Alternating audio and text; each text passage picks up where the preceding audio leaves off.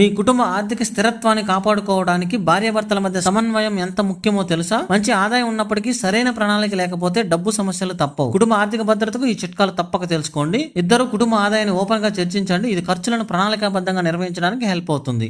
మీ పిల్లల విద్య, ఇల్లు కొనడం వంటి దీర్ఘకాలిక లక్ష్యాల కోసం ఉమ్మడిగా పనిచేయండి. ఆదాయానికి తగ్గట్లు ఖర్చులు, పొదుపులు, పెట్టుబడులకు తగిన భాగం కేటాయించండి. ఇద్దరి మధ్య పనులు పంచుకోవడం ద్వారా సమన్వయంతో ముందుకు సాగండి. ఆకస్మిక అవసరాల కోసం 3 నుంచి 6 నెలల ఖర్చులకు సరిపోయే అమౌంట్ దాచిపెట్టండి. పెద్ద మొత్తంలో కొనుగోలు చేయడానికి ముందుగానే ప్లాన్ చేసుకోండి. కారు, ఇల్లు అలాంటివి. భార్యాభర్తలు కలిసి తమ ఆర్థిక లక్ష్యాలు ఏమిటో వాటిని సాధించడానికి ప్రతి నెల ఎంత డబ్బు పెట్టుబడి పెట్టాలో నిర్ణయించండి. మ్యూచువల్ ఫండ్స్ షిఫ్ట్ చేయడం ద్వారా లాంగ్ టర్మ్ లో పెద్ద కార్పస్ ఏర్పరచుకోవచ్చు. భార్యాభర్తలు ఒకరి ఇష్టాను పట్ల శ్రద్ధ వహించి ఒకరినొకరు గౌరవించుకోవడం ద్వారా మీ అనుబంధం మెరుగవుతుంది. చాలా సార్లు భార్యాభర్తలు ఇద్దరు ఏదో ఒక విషయంలో మనస్పర్ధలు వచ్చేవి.